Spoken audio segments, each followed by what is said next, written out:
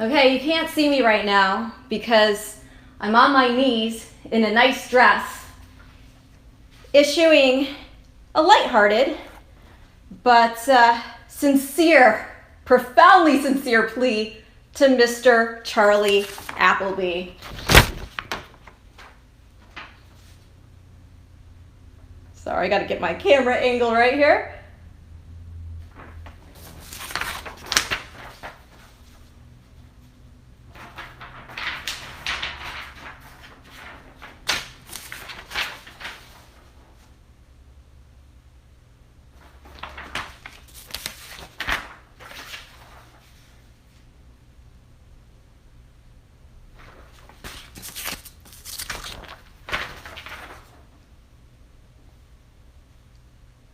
Please, please, please. Mr. Appleby, Charlie.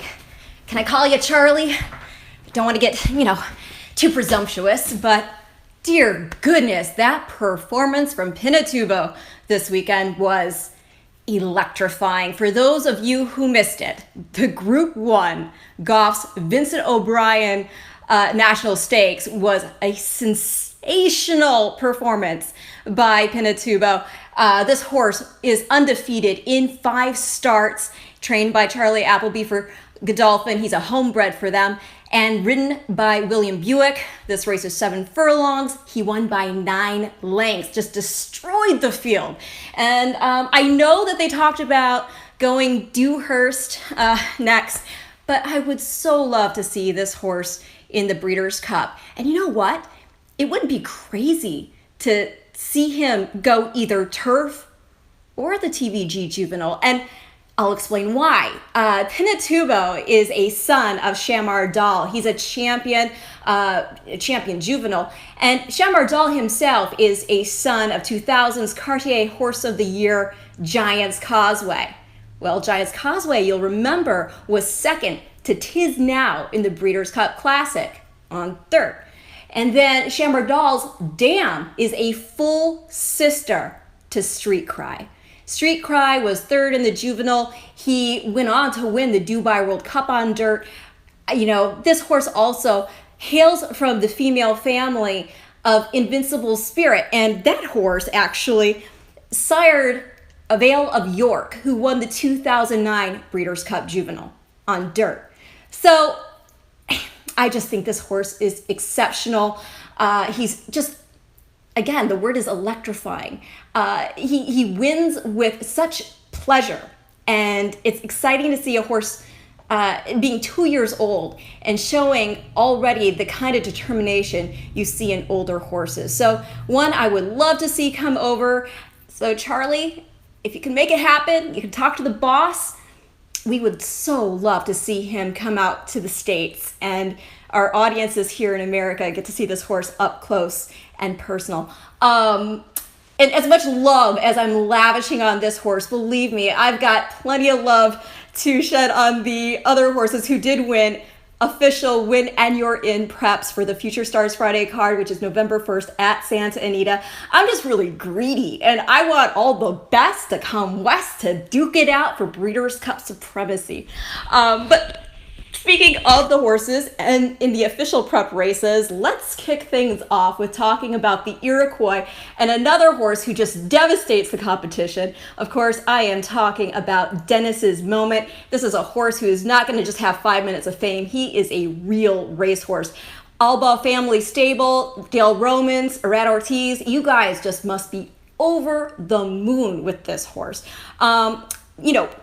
We've already talked about the fact that there was hype around him and his debut. Unfortunately, clipped heels, lost Robbie Alvarado that day. It wasn't until we saw him in his second start at Ellis Park that we got that, wow, this is what we were all waiting to see factor.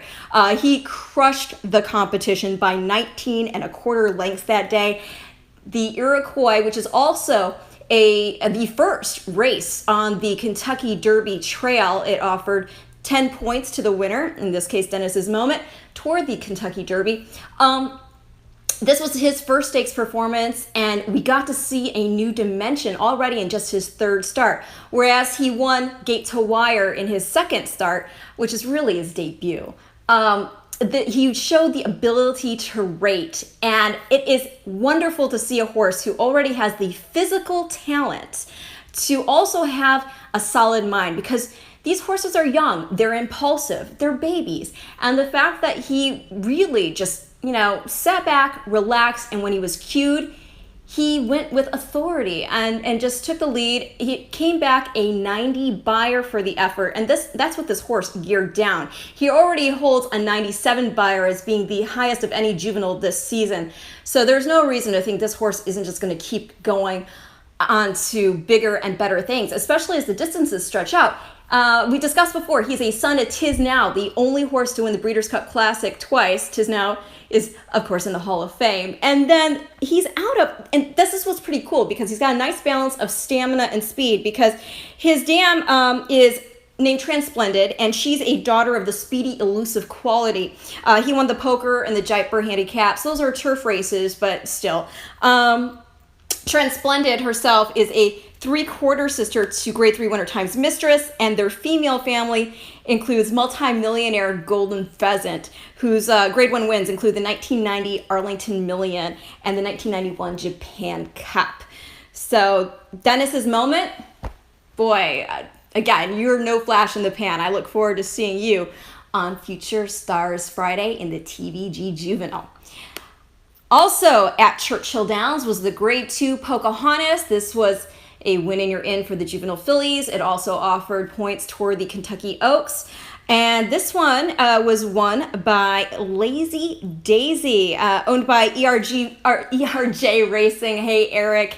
I'm a hockey fan. So that's Eric, a Great Friend Stable, and Tom Mansour, trained by Doug O'Neill and ridden by Abel Cedillo. She went off at 7-1, actually. And it was a pretty exciting race. She exchanged turns, having the lead with 43-1 shot, His Glory, trained by Tom Amos. And, she eventually just put her away. At one point, I thought His Glory had put Lazy Daisy away, but she just kind of broke and went on to win by 1 1/4 lengths. Beyer came back at 77. When I did my preview for the Del Mar debutante, I did mention that I felt this was a filly he was going to be better with more ground. I felt the debutante was too short for her. And to explain that further, it's because her sire, Painter, he won the Haskell, and he was also second in his sire's namesake race, the Awesome Again. Awesome Again won the Breeders' Cup Classic. And then on this, and then Painter's Dam, and I mentioned this on Twitter, so you already know if you follow me, but Painter's Dam is a full sister to the aforementioned Tiz Now. It was a big weekend for the horse's genetics at Churchill Downs. But yeah, so here you're by Awesome Again, a classic winner, then you're out of a full sister to Tiz Now, who won the Classic twice. So that's your sire, Painter, who won the Haskell. And then the dam is by Suave. Suave could go distance, and he himself is the son of a Breeders' Cup Classic champion in AP Indy. So it's just distance. And this was a 1:16 contest, as was the Iroquois. The distances which these horses will be running in the TVG Juvenile and the Juvenile fillies. So it was not surprising to see her relish the ground. And another, I think another cool aspect to mention before we move any further is the fact that, going back to the Iroquois, and I did say that Arad Ortiz was aboard Dennis's moment, it was a huge weekend for him, because not only did he win aboard that colt, but of the 6 win-in-your-in preps, he won 3. The other prep, we're going to talk about one of the other preps we'll talk about coming up. But before we do that, I want to talk about another one that was run also on Saturday. That was the Group 2 KPMG Champions Juvenile at Leopardstown. It's a win-in-your-in for the juvenile turf. And this one was won by your favorite, Mogul. He did not disappoint. He scored by 1 1/4 lengths. He is trained by Aidan O'Brien, owned by Tabor Smith and Magner, and ridden by Ryan Moore. But he most likely will not be heading over for the Breeders' Cup. Looks like he may start next either in the Dewhurst or the Vertram Futurity. O'Brien spoke to Nick Luck for Racing TV, and they're talking about how they want to, take their time with this colt and bring him along gently. He's a full brother to Japan, who O'Brien also stated Mogul was about 3 weeks ahead of compared to where Japan was in his juvenile season. Japan has now won 3 of 5 starts this year at 3 years old. 2 of those Group 1 victories, including the Juddmonte Grand Prix de Paris, and he also won the Juddmonte International. And prior to that, earlier in the season, he put in a really game 3rd place effort in the Epsom Derby, which was his 2nd start of the year for him. So like Japan, Mogul is a son of champion racehorse and champion sire Galileo, and he's out of Chase, who's a stakes place daughter of the fleet-footed Danehill. So this also makes Mogul a full sibling to group winners Secret Gesture and Sir Isaac Newton. Secret Gesture, she won the Middleton Stakes and was 2nd in the Epsom Oaks. She was also 3rd in the 2015 Beverly D, so you might remember her. She also put in a respectable 5th place finish because she was only beaten 2 lengths ultimately in the 2014 Breeders' Cup Filly and Mare Turf. Mogul's Dam is also a half-sister to Sagamix, who won the 1998 Prix de l'Arc de Triomphe, and to Sagacity, who was the winner of the 2000 Criterium de St. Cloud, which is a Group 1 race for 2-year-olds. Their dam, Mogul's grandmother, was 1992's champion older mare in Italy, Saganeka, and I might have said that incorrectly. But unfortunately, like I said, it does not look like Mogul is going to come over. And added to that disappointment, I don't think we're going to get the winner of the Montclair Stud either. Her name is Love, so you gotta love the headlines because love conquers all, love triumphs, love rules. She's too trained by an O'Brien, and for the same connections, Tabor, Smith, and Magnier. She also is by Galileo, and she's out of Peekaboo, who's a daughter of Group 1 winner Pivotal. This makes her a full sister to Group winners Flattering and Peachtree. And like I said, well, we probably won't see her because O'Brien mentioned looking at the Fillies Mile, which is going to be at Newmarket. The runner-up, Albany Stakes winner Daye, she was beaten 3/4 of a length in the Montclair Stud. She might make the Breeders' Cup trip for trainer Roger Varian and Sheikh Nasser bin Hamad Al Khalifa. So she's a very nice filly too. Her sire is Group 2 winner Bated Breath. He's a son of Dan Silly, and she's out of Affluent. And Affluent hails from the female family of 1996's Eclipse champion grassmare Wandesta. And she's out of 2002's champion 2-year-old in England, Oasis Dreams. So that's pretty cool right there. Like I said, though, doesn't look like we're going to see the winners of the KPMG Juvenile, Mogul, or Champions Juvenile, or the winner of the Montclair Stud in Love coming stateside. But still horses to watch going forward as they go and try to get the classics next year over in Europe. And who knows, maybe then, after they enjoy that season over there, they'll come back for the 2020 Breeders' Cup at Keeneland for their respective turf races. Up at Woodbine on Sunday, let's talk about the Summer Stakes. And this is what I was talking about with Arad Ortiz. He took both win-and-your-ins, the Summer and the Natoma. We're going to talk about the Summer first. He was aboard Decorated Invader. He was originally 92 on the morning line. He ended up returning $6.80. Trained by Christophe Clement, owned by West Point, William Freeman, and Sandbrook. And this colt, he won by 1 3/4 lengths, 76 Beyer. And I don't know, he looked great out there. He looked very, very confident. He looked well within himself. This is a horse who physically makes an impression as well. He, as far as pedigree goes, is a half-brother to a stakes winner in Jubilant Girl. She won the Runway Stakes, but obviously he already trumps her with a grade 1, right?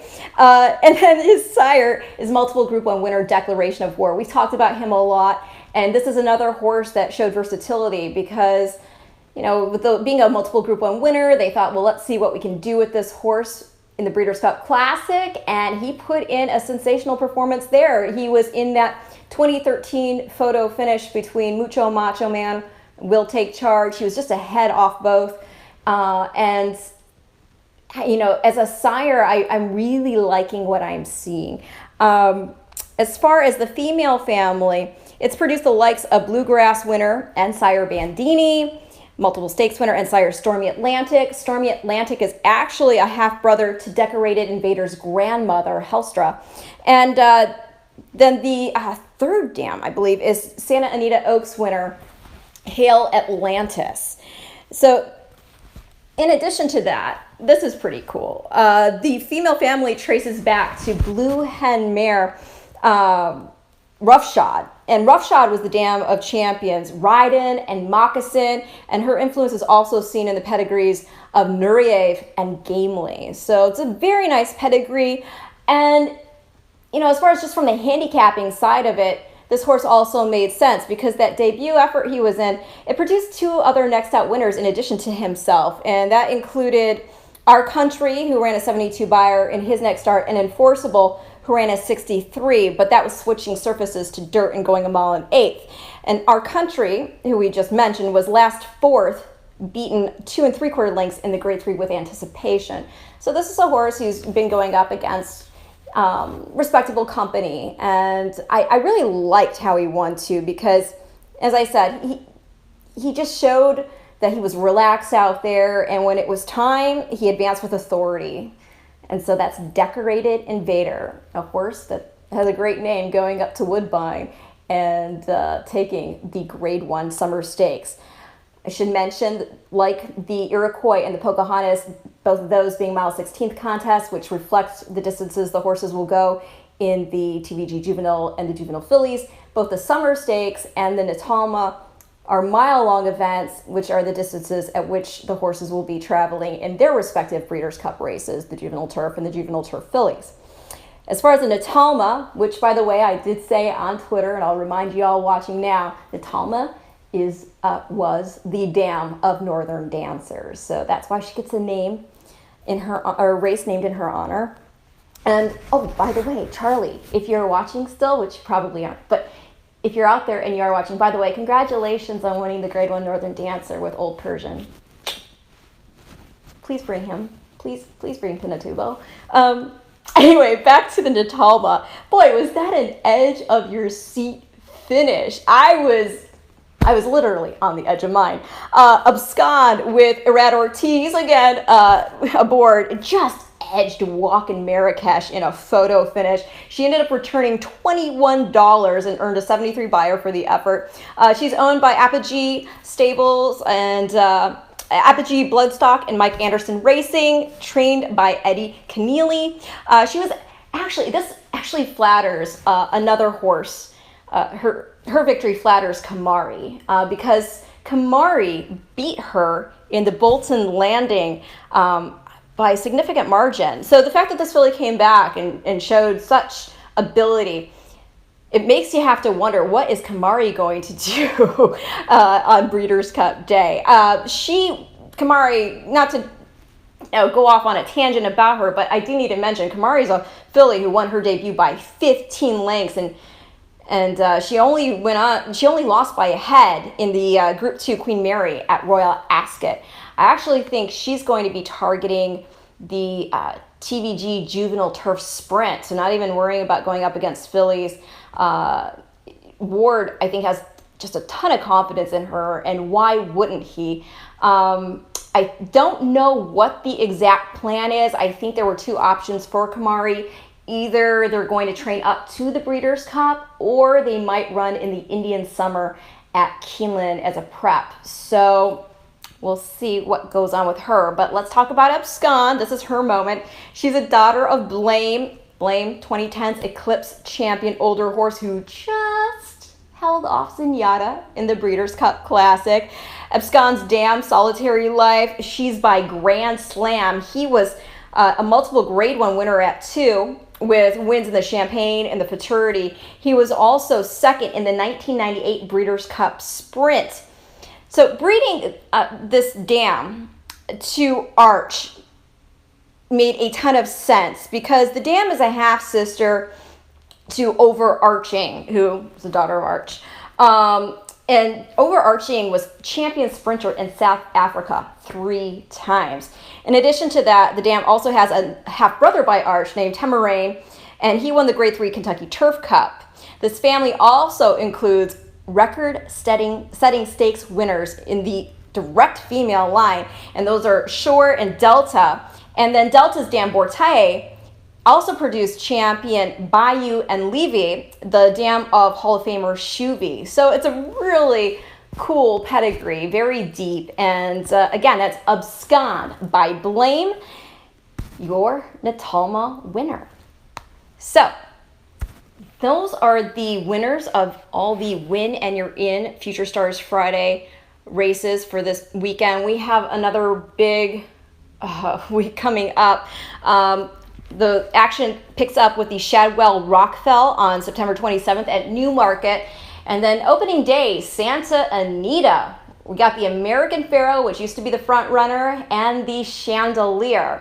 I'm guessing in the American Pharoah, hopefully we see 8 Rings come back because, unfortunately, losing his rider in the Del Mar Futurity, you just don't know what type of talent this horse really has yet.